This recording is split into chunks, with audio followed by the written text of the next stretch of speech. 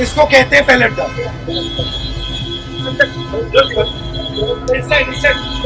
ठीक है, सरकार ने कहा है कि कोई पैलेट गन यूज नहीं हुई,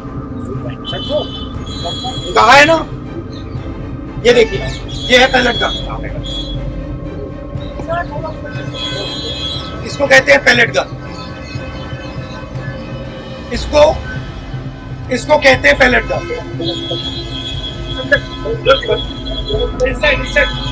ठीक है, और इनकी आंख डैमेज हो गई है। सरकार कह रही है हमने नहीं चलाई, लेकिन जो सबूत सामने आ रहे हैं, जो प्रत्यक्ष में दिखाई पड़ रहा है, उसको देख करके तो कह सकते हैं कि पैलेट गन का इस्तेमाल हुआ, छात्रों पर बल प्रयोग हुआ, छात्राओं के साथ बदसलूकी हुई, बदतमीजी हुई, छात्राओं के साथ में अभद्रता हुई। इनकी आंख डैमेज हो गई है, इनकी आंख से इनको दिखाई नहीं दे रहा। तो सबसे बड़ा सवाल है कि क्या धर्मेंद्र प्रधान का इस्तीफा हो जाएगा? जो एजुकेशन मिनिस्टर है, जिसके कारण ये हुआ है, जिसके कारण पेपर लीक हो रहा है, उसको सैक किया जाए। अगर धर्मेंद्र प्रधान का इस्तीफा हुआ तो फिर अमित शाह का इस्तीफा मांगा जाएगा। बोलिए चुप होके बैठता है। आज हम आंदोलनकारी लोगों के विषयों पर चर्चा करने के लिए यहाँ आए थे। अगर धर्मेंद्र प्रधान का इस्तीफा हुआ तो फिर ना मोदी बचेंगे, ना शाह बचेंगे, ना योगी बचेंगे, मांग सबके इस्तीफे की हो जाएगी। उस पे सरकार पॉजिटिव है। हंसी में उड़ाते हुए कहा कि आज तो कोई पेपर लीक नहीं हुआ।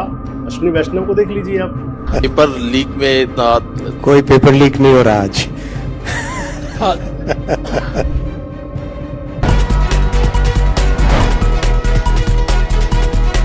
दोस्तों नमस्कार, मैं संजय मग्गू और मौजूद हैं देश रोजाना के डिजिटल मीडिया मंच पर। दिल्ली में जो छात्रों के हक की लड़ाई शुरू हुई है, अगर माने तो लगता है कि अब वो अंजाम तक पहुंचने को तैयार है। आज छात्रों की बैठक थी।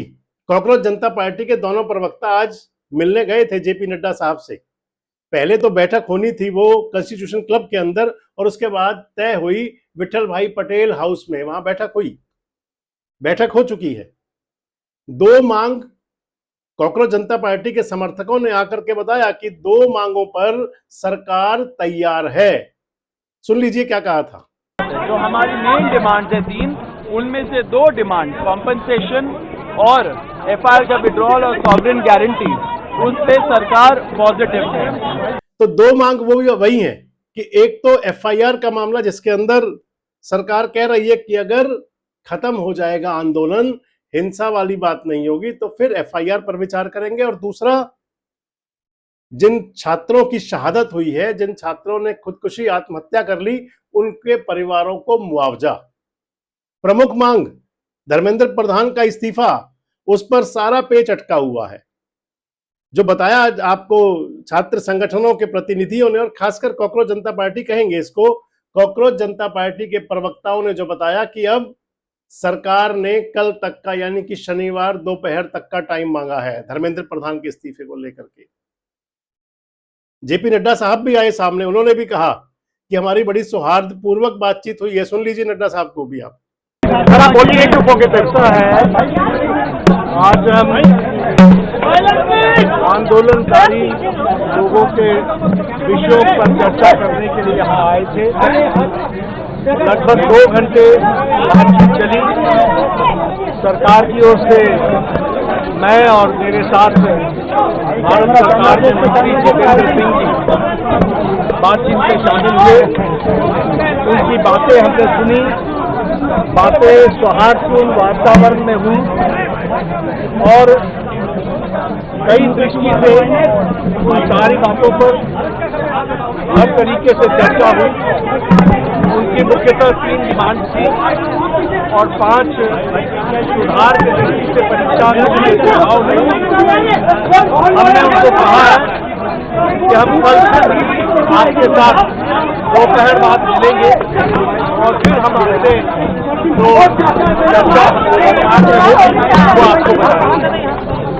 लेकिन कॉकरोच जनता पार्टी की जो मांग है धर्मेंद्र प्रधान का इस्तीफा, पहली मांग वही है और उस पर अड़े हुए हैं। इधर राहुल गांधी आज उन्होंने प्रेस कॉन्फ्रेंस की अपने निवास पर, और दिखाया उस छात्र को, उस युवक को, साहिल को, जिसके लिए कहा उन्होंने कि इसकी यानी कि साहिल की आंख की रोशनी जा सकती है, पैलेट गन का इस्तेमाल हुआ था, राहुल गांधी बोले। नहीं देखिए, आप बोल रहे हो कि पैलेट गन लगी है, मगर मैं ये समझाना चाहता हूं पैलेट गन कब लगी है। पैलेट गन तब लगी है जब मेरे भाई हिंदुस्तान का तिरंगा लिए, हिंदुस्तान का तिरंगा लिए ऐसे पीसफुल प्रोटेस्ट कर रहे थे। सरकार ने कहा है कि कोई पैलेट गन यूज नहीं हुई, कहा है ना। ये देखिए, ये है पैलेट गन, इसको कहते हैं पैलेट गन, इसको कहते हैं पैलेट गन।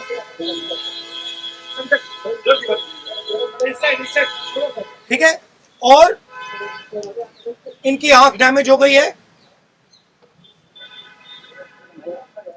इनकी आंख से इनको दिखाई नहीं दे रहा है। तो ये हमारे फ्यूचर है हिंदुस्तान। ऐसे हजारों युवाओं पर पैलेट गन चलाई गई है, लाठी चलाई गई है, मारा गया है, पीटा गया है। और इसके साथ ही राहुल गांधी ने कहा कि शिक्षा मंत्री ने सारे शिक्षा के ढांचे को ध्वस्त कर दिया है, शिक्षा मंत्री यानी कि धर्मेंद्र प्रधान के इस्तीफे के बिना कुछ भी मंजूर नहीं। ये आप राहुल गांधी जी को भी सुन लीजिए। सरकार ने हमारे फ्यूचर पर आक्रमण किया है, और फ्यूचर क्या कह रहा है?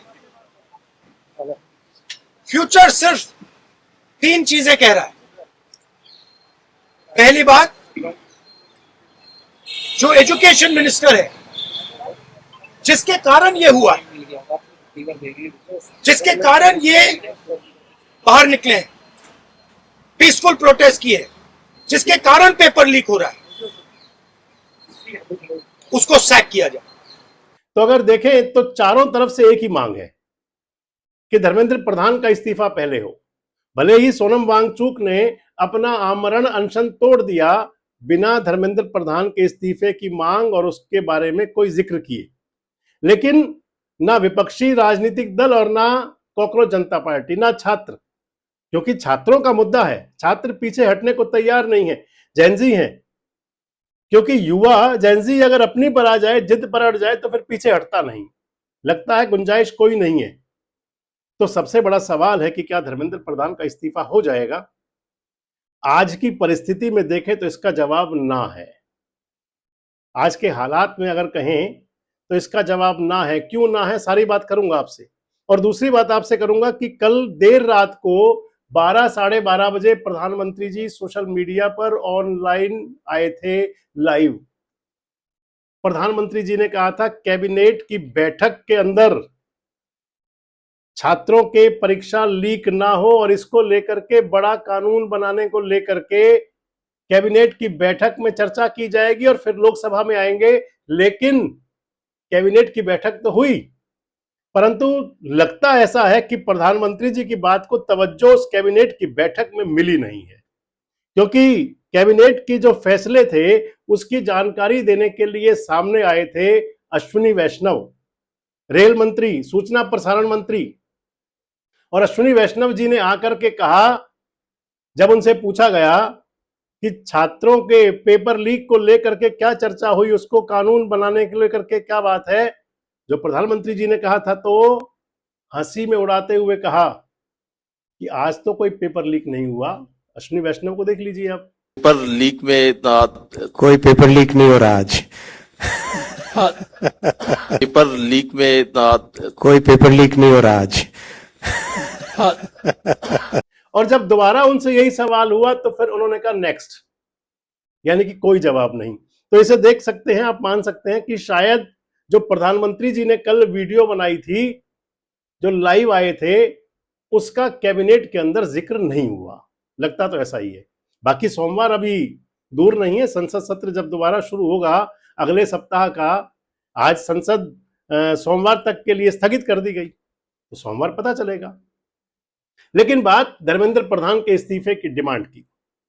तो धर्मेंद्र प्रधान के इस्तीफे को लेकर के मैंने आपसे कहा था कि अभी तक के आज की परिस्थितियों में तो अगर आप पूछेंगे कि धर्मेंद्र प्रधान का क्या इस्तीफा होगा, तो जवाब ना है, नहीं होगा, असंभव है, नामुमकिन है।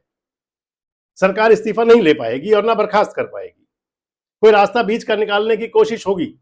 दरअसल सरकार किसी भी कीमत पर यह संदेश देना ही नहीं चाहती कि हम मांग मानने के लिए आपकी जो मांगे थी वो स्वीकार कर लिया, इसका मतलब सरकार बैकफुट पे आ गई, सरकार ने आपकी बात मान ली, ये संदेश दे ही नहीं सकती। दूसरी तरफ राष्ट्रीय स्वयंसेवक संघ आरएसएस पूरी तरह फेवर में है धर्मेंद्र प्रधान के, क्योंकि जो न्यू शिक्षा पॉलिसी है उसके अंदर जो भी आया, जो भी बदलाव हुए, अमेंडमेंट जैसे भी हुए, उस सब के पीछे आरएसएस की जो दिशा निर्देश थे उसके अनुसार काम हुआ। इसलिए सरकार, क्योंकि 2022-23 से मांग चल रही है धर्मेंद्र प्रधान के इस्तीफे की, आज नई मांग नहीं है। यह जरूर है कि आज तो छात्र सड़कों पर हैं, हालात बद से बदतर, हाथ से निकलने के लिए पूरी तरह तैयार, जाने कब किस घड़ी में कौन सी परिस्थिति बन जाए।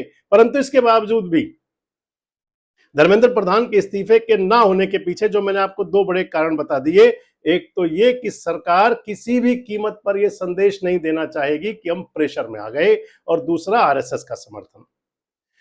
अगर, क्योंकि सरकार को पता है अगर किसी भी स्थिति में, किसी भी हालात में, किसी भी सूरत में अगर धर्मेंद्र प्रधान का इस्तीफा हुआ तो फिर ना मोदी बचेंगे, ना शाह बचेंगे, ना योगी बचेंगे, मांग सबके इस्तीफे की हो जाएगी।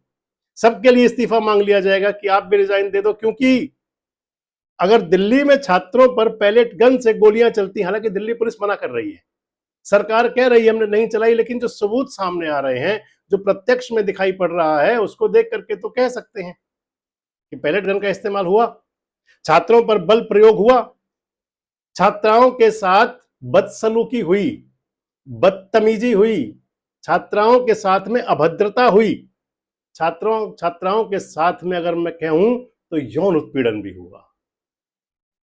कई इसके वीडियोस हैं, कई प्रकार के फोटोज हैं।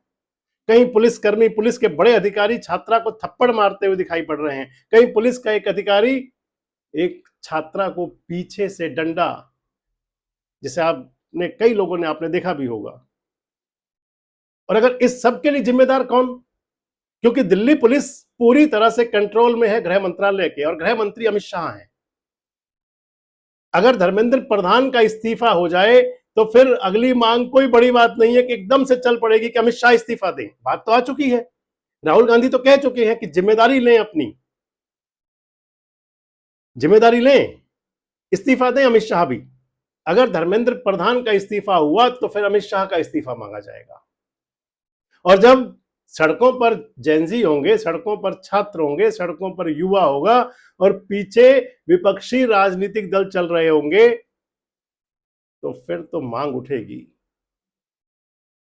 फिर मांग उठेगी। इसलिए धर्मेंद्र प्रधान का आगे चले, अगर अमित शाह जी की बात भी, अगर आप उससे आगे बढ़ेंगे तो फिर उत्तर प्रदेश से जो चला था चढ़ावा चोरी का मुद्दा, कहीं शांत नहीं है अभी वो, भले ही आज दबा हुआ नजर आ रहा हो। क्योंकि संसद के अंदर 20 जुलाई संसद शुरू हुई। पहला तो विपक्षी दलों की तरफ से, समाजवादी पार्टी की तरफ से, और उनके साथ सपोर्ट कांग्रेस पार्टी का था। पहला तो यही था ना कि चढ़ावा चोरी पर सीधे सीधे बात सरकार से की जाएगी, सीधे सीधे दो हाथ करेंगे। अगर धर्मेंद्र प्रधान का इस्तीफा हो जाता है तो फिर चढ़ावा चोरी के लिए योगी को कसूरवार कहा जाएगा। योगी की सरकार उत्तर प्रदेश में, भारतीय जनता पार्टी की सरकार, और चढ़ावा चोरी हो गया, मुख्यमंत्री जिम्मेदारी से आखिर कैसे बच जाए? सीधे मांग उठेगी, हंगामा होगा, विपक्षी राजनीतिक दल सड़कों पर होंगे इस बात को लेकर के भी। और जब ये सब हो जाएगा, इधर दिल्ली के अंदर कानून व्यवस्था, इसको लेकर के अगर गृह मंत्री दोषी हैं, और अगर चढ़ावा चोरी में योगी के लिए कहा जाएगा, तो फिर अगली बात प्रधानमंत्री पर आएगी, सीधे प्रधानमंत्री नरेंद्र मोदी पर। क्योंकि प्रधानमंत्री तो सबसे बड़े, सबसे ऊपर है ही, सारा कंट्रोल तो प्रधानमंत्री जी के पास है। इधर अगर देखें तो राम मंदिर के अंदर जो भी सब कुछ हुआ, और राम मंदिर बनने से लेकर के, मूर्ति प्राण प्रतिष्ठा से लेकर के, पताका लहराने से लेकर के, धर्म ध्वजा चलाने से लेकर के, सब कुछ प्रधानमंत्री जी की देखरेख में तो है। और इधर एनटीए, नेशनल टेस्ट एजेंसी, इस पर भी रिपोर्टिंग प्रधानमंत्री जी को थी। जब धर्मेंद्र प्रधान का इस्तीफा मान लिया जाए, दोषी मान लिया जाए, अमित शाह का हो जाए, योगी आदित्यनाथ का हो जाए, तो फिर प्रधानमंत्री कहां बचेंगे। इसलिए मैं आपसे कह रहा था कि धर्मेंद्र प्रधान अकेले टारगेट नहीं है, निशाने पर तो पूरी सरकार है।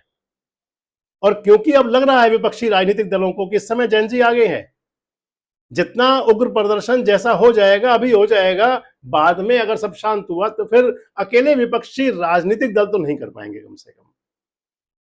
इसलिए अगर देखें तो आज की परिस्थितियां जो हैं, एक तरफ सरकार के लिए भारी चुनौतियां, भारी प्रेशर, और उसके बाद में अपने आप को प्रेजेंट रखने की और बचाने की पूरी पूरी कुव्वत करनी सरकार के लिए। क्या लगता है आपको कल 3 बजे तक का समय है, धर्मेंद्र प्रधान को लेकर के क्या कोई फैसला हो सकता है? क्या आंदोलन शांत करने के लिए सरकार कोई और रास्ता भी अख्तियार कर सकती है? और आखिर कहां तक जाएगा ये सब? कमेंट बॉक्स में अपनी राय जरूर दें। जुड़े रहें हमारे साथ, देखते रहें देश रोजाना। हमारे साथ जुड़े रहने के लिए सब्सक्राइब करें देश रोजाना के YouTube चैनल को और नई वीडियो की नोटिफिकेशन पाने के लिए बेल आइकन जरूर दबाएं। अगर आप ये वीडियो Facebook या Instagram पर देख रहे हैं तो पेज को लाइक और फॉलो जरूर करें और ज्यादा से ज्यादा शेयर करें।